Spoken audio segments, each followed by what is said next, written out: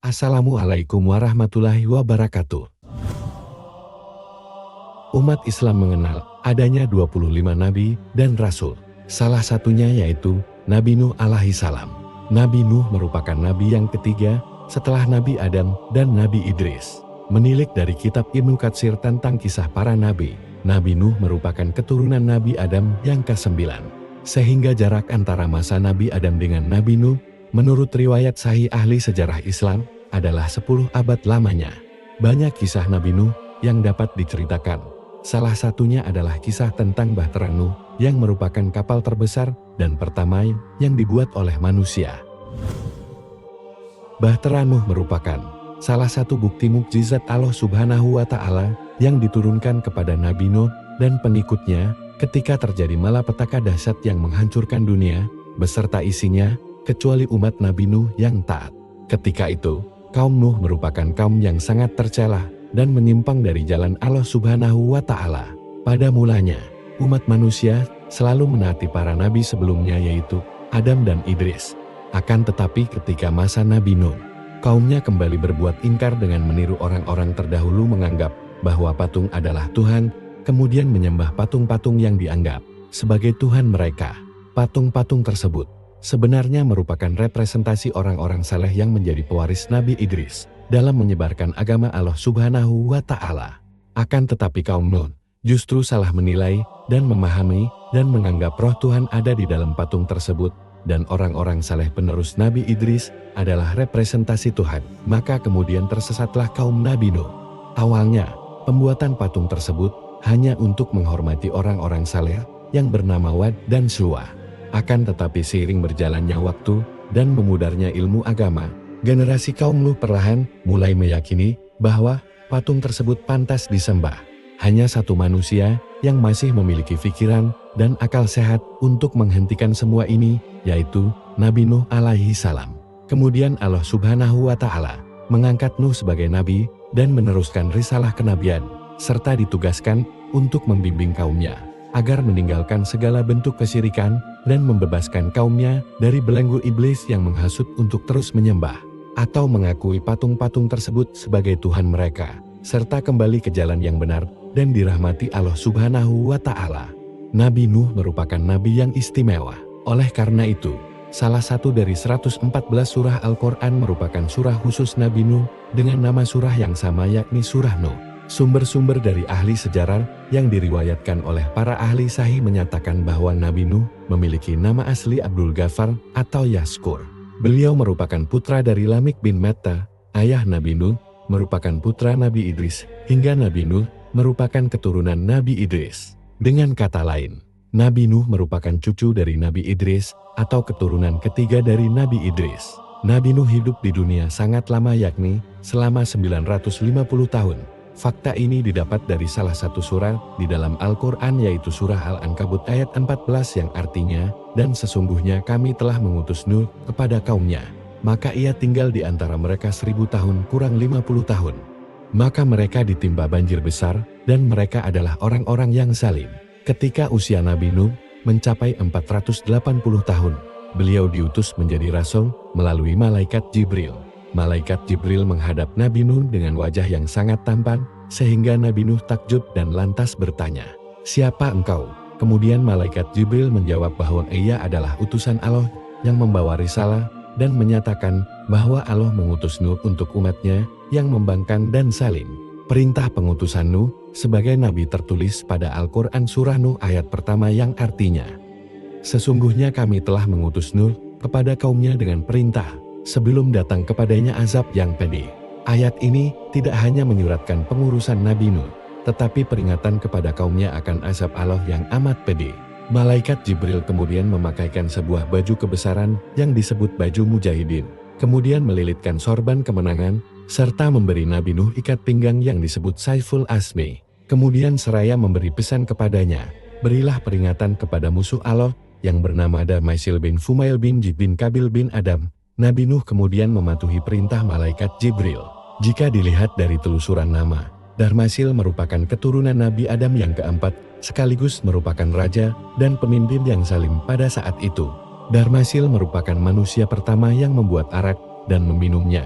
Dia juga merupakan manusia pertama yang berjudi dan membuat baju hiasan emas di mana emas merupakan material yang tidak seharusnya digunakan oleh lelaki. Raja Dharmasil juga merupakan raja yang menyembah dan mengagung-agungkan 5 berhala yaitu Wat, Siwa, Ya'ub, Yaguts, dan Nasr. Perbuatan Dharmasil sudah sangat zalim dan ingkar, sehingga Allah memberikan peringatan sangat keras yang disampaikan kepada malaikat Jibril untuk diteruskan kepada Nabi Nuh, dan Nabi Nuh diutus untuk menyampaikan langsung kepada Raja Dharmasil. Kisah Nabi Nuh berlanjut dengan tantangan yang dihadapi beliau. Nabi Nuh terus berdakwah kepada umatnya khususnya kepada keluarganya yang tidak luput dari perbuatan zalim dan menyesatkan. Selama 5 abad semenjak beliau diutus menjadi Nabi, Nabi Nuh hanya memiliki 70-80 orang pengikut saja, di mana pengikut tersebut terdiri dari orang-orang biasa yang bukan berasal dari keluarga kaya, terhormat dan berada, atau keturunan terpandang. Hal ini menyebabkan kaum Nuh yang terdiri dari orang-orang terpandang dan kaya tidak suka berdekatan, bahkan bersama-sama pengikut Nuh yang miskin tersebut, karena kesombongan dan keangkuhan mereka. Mereka menganggap bahwa derajat dan kasta mereka tidaklah sama, bahkan menganggap derajat mereka lebih tinggi dari Nabi Nuh hingga tidak mungkin akan mengikutinya. Kaum Nabi Nuh mengejek dan menghina Nabi Nuh dan pengikutnya yang miskin. Penolakan dan penghinaan terus terjadi, tidak hanya dari kaumnya saja, namun juga dari kalangan keluarganya. Bahkan istri dan putranya Kan'an secara terang-terangan menolak dan menentang ajaran Nabi Nuh. Yang lebih parah lagi bahwa mereka memengaruhi orang lain untuk tidak mengikuti ajaran Nabi Nuh alaihi salam. Kaumnya tidak percaya bahwa Nabi Nuh adalah utusan Allah dan meyakini bahwa Nabi Nuh hanyalah manusia biasa, tidak memiliki kekuatan, tidak memiliki kelebihan apapun, bahkan tidak memiliki harta yang lebih banyak dibanding mereka, dan mereka mengatakan bahwa Nabi Nuh telah berdusta. Mereka sangat merendahkan Nabi Nuh, bahkan lebih daripada itu, mereka ingin mengusir beliau. Salah satu pemimpin kaum Nuh yang zalim tersebut kemudian berkata bahwa mereka akan dengan rela dan ikhlas menjadi pengikut Nabi Nuh dan taat pada ajaran-ajaran yang dibawa Nabi Nuh asalkan Nabi Nuh bersedia mengikuti dengan syarat pengikut Nabi Nuh yang sudah taat dan dianggap hina karena miskin diusir. Maka Nabi Nuh dengan tegas menolak persyaratan ini karena tidak ingin meninggalkan umatnya. Mendengar jawaban Nabi Nuh, para pemimpin kaumnya yang zalim justru merasa kesal dan balik menantang Nabi Nuh alaihi salam. Mereka meminta Nabi Nuh segera mendatangkan azab bagi mereka bila memang mereka telah berbuat zalim dan durhaka kepada Allah Subhanahu wa Ta'ala sebagai bukti bahwa Nabi Nuh memang benar adanya merupakan utusan Allah untuk membawa kaumnya ke jalan yang benar. Nabi Nuh kemudian merasa tidak tahu lagi cara menghadapi dan menyadarkan kaumnya sementara beliau sudah berusaha semampunya. Sehingga beliau memilih untuk berserah diri dan meminta petunjuk pada Allah Tuhan semesta alam. Akhirnya Nabi Nuh berdoa dan meminta Allah agar segera melimpahkan azab kepada kaumnya yang membangkang. Allah kemudian mendengar doa Nabi Nuh. Sebelum azab Allah yang amat pedih dan berat ditimpakan pada kaum Nuh berupa banjir bandang yang menenggelamkan dunia. Allah Subhanahu wa Ta'ala memberikan petunjuk sekaligus mukjizat kepada Nabi Nuh, yaitu diperintahkannya oleh Allah Subhanahu wa Ta'ala untuk membangun sebuah bahtera yang sangat besar dan kuat. Bahtera yang mampu menampung pengikut dari kaum Nuh yang taat dan beriman kepada Allah Subhanahu wa Ta'ala. Kisah Nabi Nuh bagian ini memberitahu kita tentang seberapa peduli Allah Subhanahu wa Ta'ala kepada umatnya. Setelah mendapat petunjuk dan perintah, segera Nabi Nuh dan kaumnya yang taat membuat bahtera. Bahtera tersebut terbuat dari kayu jati. Pembuatan bahtera tersebut memerlukan waktu yang cukup lama, yakni sekitar 40 tahun, hingga bahtera tersebut dapat digunakan. Selama proses pembuatan bahtera itu pula kesabaran Nabi Nuh terus diuji berupa ejekan dan hinaan dari kaumnya yang zalim. Kaum Nuh yang zalim menganggap bahwa pekerjaan pembuatan bahtera tersebut merupakan pekerjaan sia-sia dan pekerjaan orang gila. Mereka menganggap tidak ada gunanya membangun bahtera di atas bukit gurun pasir yang tandus. Jangankan banjir, hujan pun tidak ada yang turun. Akan tetapi Nabi Nuh dan pengikutnya terus membangun bahtera tanpa mempedulikan hinaan dan cemoohan kaumnya. Menurut Ibnu Abbas, seorang Taif yang memiliki pengetahuan yang amat luas menyatakan bahwa bahtera Nuh ini memiliki ukuran panjang seluas 1.200 hasta atau sekitar 550 meter dan lebar 600 hasta atau sekitar 275 meter. Bahtera tersebut terdiri dari 3 tingkat, yakni tingkat pertama diperuntukkan khusus untuk hewan-hewan, tingkat kedua untuk pengikut Nabi Nuh, dan tingkat ketiga untuk bangsa burung. Desain bahtera di bagian atasnya ditutup dengan penutup kayu agar seluruh penumpang dan isinya nantinya aman dan selamat ketika Allah melimpahkan azab kepada kaum Nuh yang durhaka kepada Allah Subhanahu wa Ta'ala.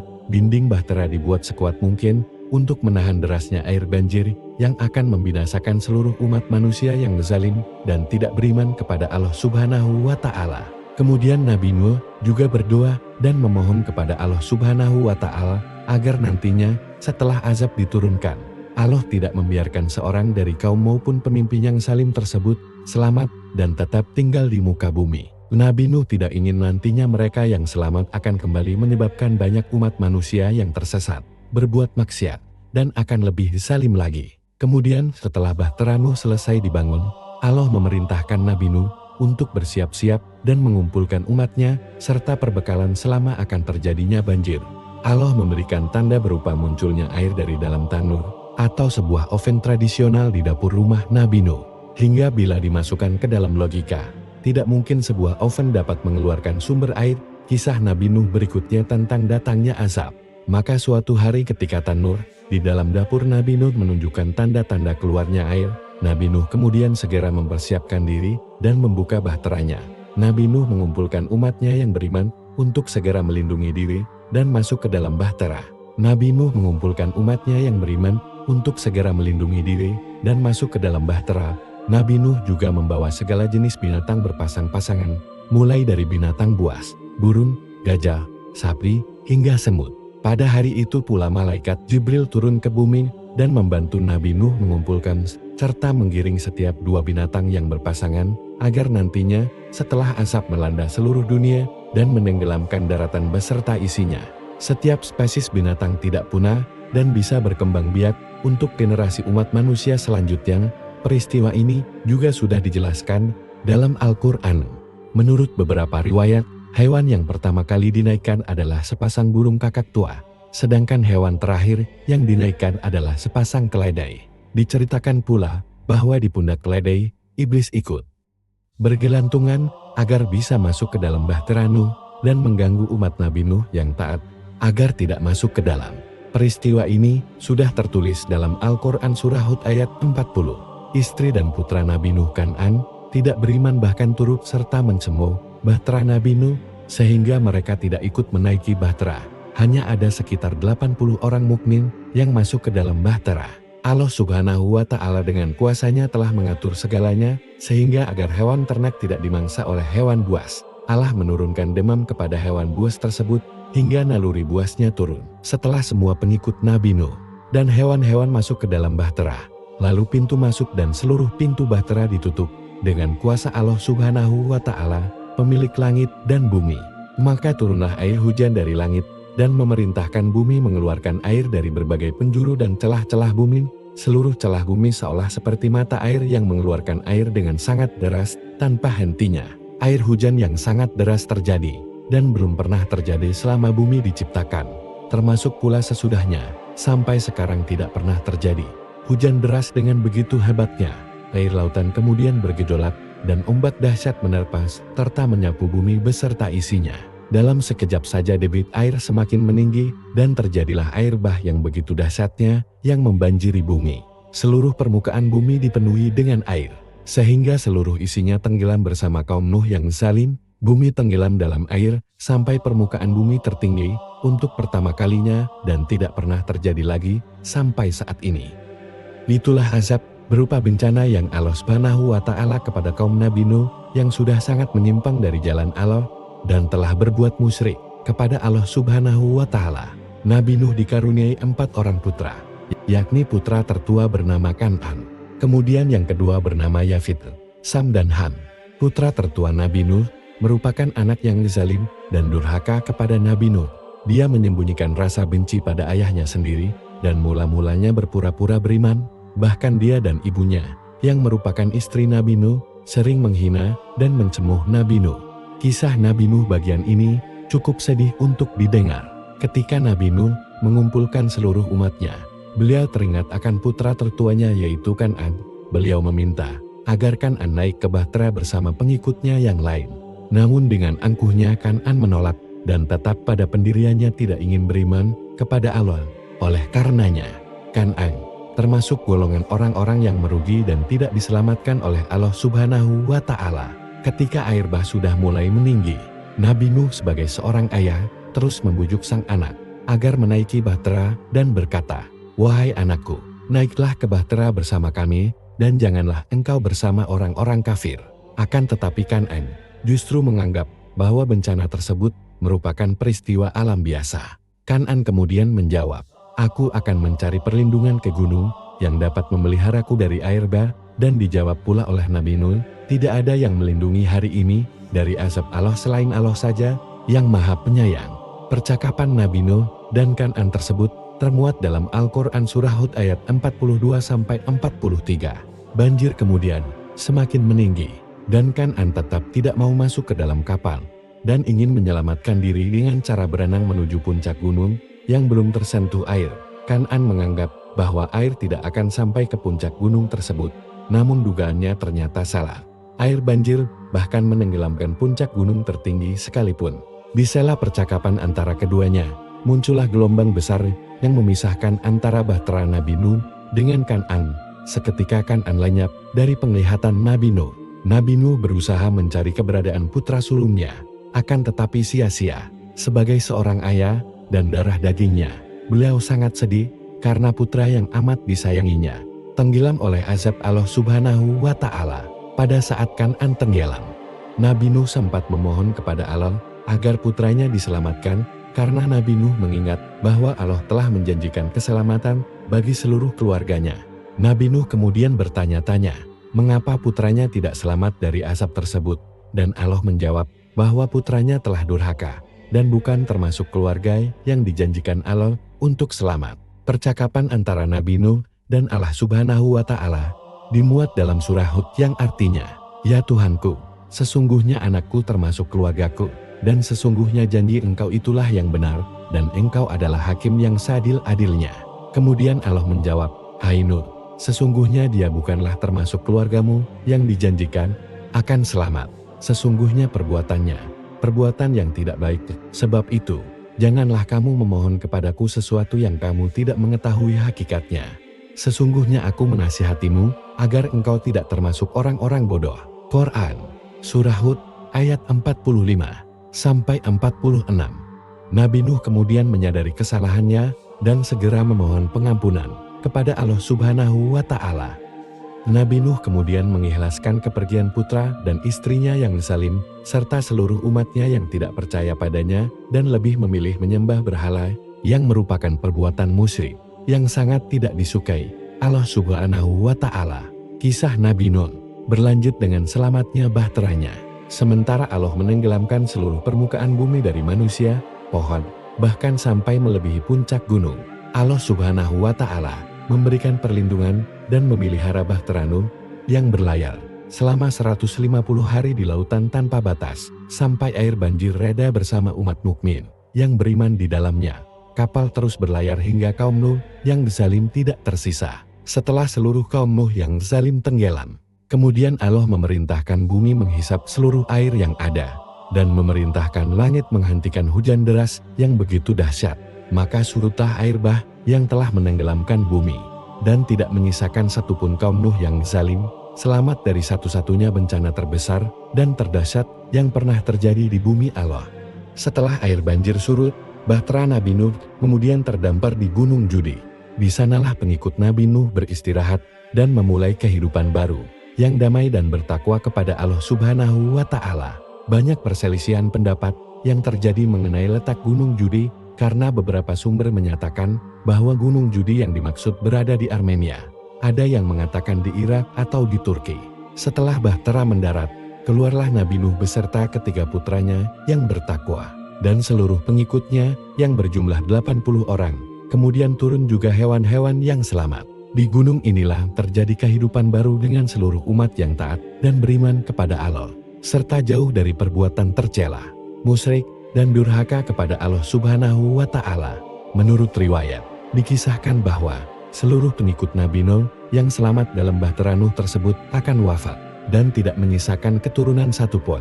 Hanya putra-putra Nabi Nuh yakni Yafith, Sam, dan Ham yang memiliki keturunan. Hingga didapatkan kesimpulan bahwa seluruh umat manusia di muka bumi sekarang ini merupakan keturunan anak Nabi Nuh yang terbagi menjadi 3 turunan. Yafith melahirkan keturunan bangsa Rum atau Romawi dan kini berkembang pesat menjadi bangsa Eropa. Sam dan keturunannya yang merupakan asal-usul lahirnya bangsa Arab yang kini mendiami wilayah Arab dan Timur Tengah di benua Asia Barat. Serta putra terakhir yaitu Ham menghasilkan keturunan bangsa Habasyah yang kini merupakan keturunan bangsa Afrika yang mendiami wilayah benua Afrika. Walau alam bisshawab. Wassalamualaikum warahmatullahi wabarakatuh.